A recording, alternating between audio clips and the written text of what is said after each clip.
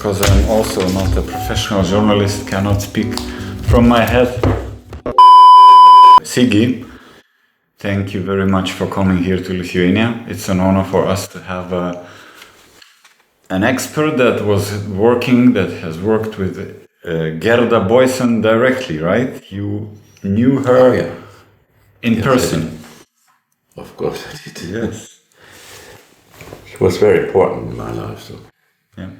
And thank you, Linus, for asking me to come here. You're welcome. So you kind of interested about my experience with that lady. Just tell me about her. It's a legend. I mean, we didn't experience her. You did, and I want to know maybe some fun story or whatever you have on your mind instantly. She was quite a nice story. When I first saw her, I thought, oh my God, yeah, old lady and lipstick stuff. But she's a funny lady to go with. She has a lot of humor. There was one incident that was quite important when she had her, was it the 80th birthday or 75th? She was interviewed about this going 10 years back. And Sandra reported how it was when they were very small, living in Oslo. And first time, living in Bergen and then moving to Oslo. And then she reported when she was with her little brother outside in the woods, and they were so afraid of wolves. Wolves, I see. Wolves. She was having nightmare stuff, and then to get to know her mother, she said that my mother, she said, look here, take this from a toothbrush box. She took a piece and said, you know, if they come, you got to shoot them. Yeah. So like a toothbrush. All nightmares went away. It's like a pistol, right? Like a gun. Like a pistol. It's a gun. If they come, you shoot them. It was quite nice, impressive. Yeah, I got to know her first years when I lived in London. Was nice to bring her to the airport and back, and hearing all the stories, how important it is to lose the diver, and that people get loose and things get meaningful. Yeah, later I did the training with her. I'm not sure whether I should report about this. There were conflicts about the GBII at that time, that is 1990, and Golf and Daughter C, and she, It's more interesting, how was she? Yeah, a kind of person, you know, that is always, let's say, you're sitting in a restaurant, eating with her, and then she says, oh, this cauliflower is overdone, yeah, when the demanding, huh? Yeah, no, it's okay, she's okay. But then when they come and ask, and how was the meal? She said, oh, marvelous, they're wonderful. It's a little over-polite. I'm raised in a different way, just being straightforward, but not pleasing everybody around. So she had that side, but in the work she was just spot on. Yeah. Spot on, yes. Yeah. Detecting, it is the ability to see little changes that we don't even notice, and she reacts on. But all of you biodynamics that I meet, you are all interesting personalities in the world, very very colorful, very joyful. But then when it comes to work, you stick to the point. You're really focused. I noticed that. That is what you get paid for. Yeah. It's awareness, your attention. Of that course, is yes. what pays. And this is what you need to get. You don't know any solution, you don't know, you just watch, see and react. I see. That is the quality of the work. That's very good attitude, I would say. Yeah. I have to learn from it. Look, you are one of the old biodynamics, the Mohican, the old Mohican, right? So what would you say to the people, to the students that are planning to study biodynamics here in Lithuania, but hesitating. What could you say explaining what is biodynamics and what's the difference from other psychotherapy methods, or especially body psychotherapy methods in simple terms? I know there's a huge market on anything in healing and therapies, and you do trauma today. It's kind of hype that body psychotherapy is on for a long time, and there's something special about the biodynamic. We just not only work with the body in this Reichian way, like the muscle structure is holding, is defensive and holding down old material and stories. It is you go further down, you work with the vegetative system, with the autonomous nervous system. Not only with the nervous system, it is the organs connected with those. And I hope most of them know they're very different from the skeletal system, not the striatal muscles. They're all about the smooth muscles. They're self-organized. It's got its own brain inside, the enteric brain. It has this own memory system. And it's about the quality of this part is feeling or is living, which is very much the same as you being inside the womb.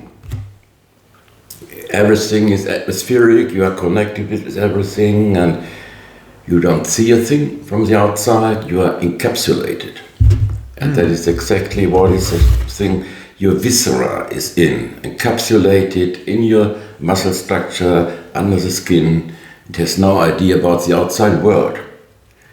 From the visceral perspective. From the visceral perspective. And it's fast away from consciousness. So when you learn how we call it in mindfulness, for example, very good. You learn to sense your body and how it is, and the emotion living within the body. And so with sensory awareness of the state of your body, you can look at your emotion and find out.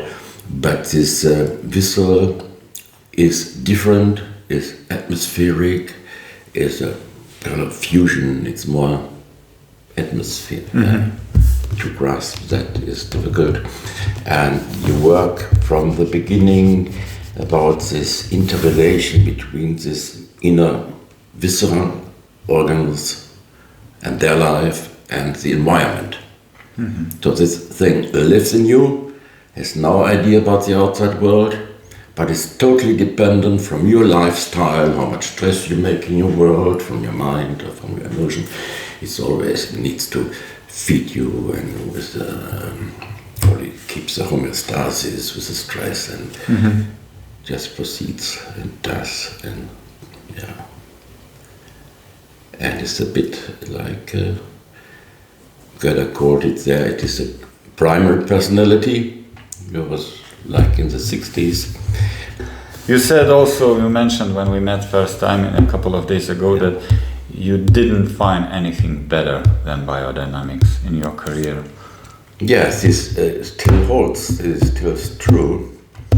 So I saw many people, they went to some gurus and also went to, I need to learn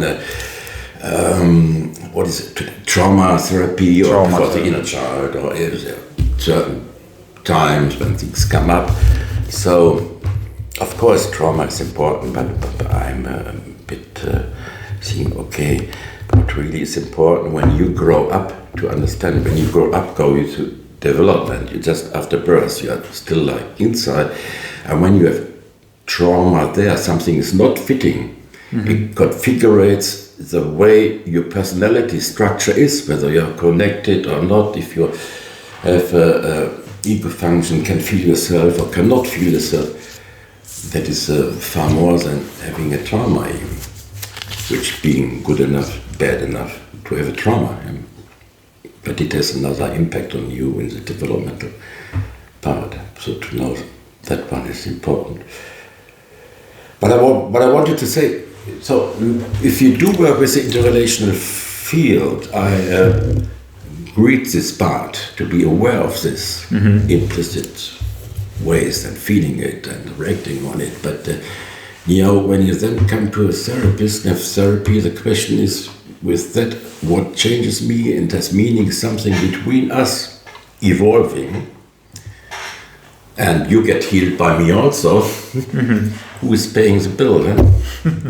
So everything that happened that makes change is something like 50-50 between us.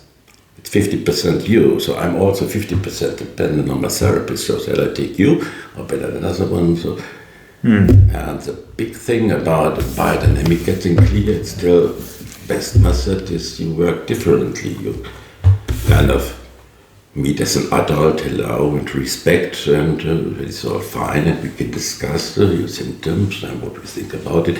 But then there's a point where you can say, stop, okay, thank you, yeah. Let's explore what is coming from within. So you do this biodynamic vegetative therapy, meaning you lie down, relax, we send the grown-up away, we step out of the interrelation, intersubjective, transference, counterconference stuff, and we get you into deep relaxation and see what your internal is doing, your vegetative core being. And the fact is then whatever you are in your process, maybe I have to explain what a process is, when the very deep complexes are moving and shifting, or whatever happens, if it shows how it shows in your daily life, with whom you got stressed, or with what kind of relation or what is happening, it shows truly in the direction of your viscera. It shows. So you just work 100% from the inside of the client information coming from the vegetative side. Work with the inner impulses, and it's fair enough to develop those and to invite them, and usually it is very happy to be seen and to take its place. When we were testing the equipment, the mattress in the room, you were showing me some sort of orgasm reflex. What was that actually? This is kind of full body reflex in your body, that you can see whether the body is going fluently. That was one thing that Reich developed in the end, like having all the segments like free. And maybe coming back to the massage, you have to not underestimate massage. Biodynamic came from massage, and you really, if you change structures, postural structures, you could change, it's a revolution in your emotional structures. Very important. So you see that the flow is going naturally through. From deep breathing, you go into a wave, big wave. And the stronger the wave, the more pleasure. And you can have it mild and you can have it strong. And if you deep relax, you just feel your viscera. It's constantly pulsating and it doing this oceanic wave. So you just feel alive and pleasurable and you are fine. You don't need to say anybody to say, oh, you are fantastic. So just feel it. Yeah. Better if you feel it with somebody. Yes, of course. There's nothing to do with sexuality, so I get it's good to have a free orgasm reflex going. You can exercise it and see where it starts and help it, and you need it very much for the birth reflex. It's very similar. And the last question, the most important one, so concentrate before you answer. Yes. What motorbike do you drive? I have an old BMW 650, it's good. I just got it from somebody who didn't use it anymore, and it's perfect. I don't like to go much on motorways, long way, but it's very good for countryside. I had this T-shirt with the evolution, where the man goes on a bike in the end, and yeah. I just like it. Go outside, and full body acting. I like also, and I very often I use a metaphor of making curves with the motorbike. Yeah. Is like making curves in your life. So you have to get into the curve right speed and with the right attitude. You cannot go too much into the curve.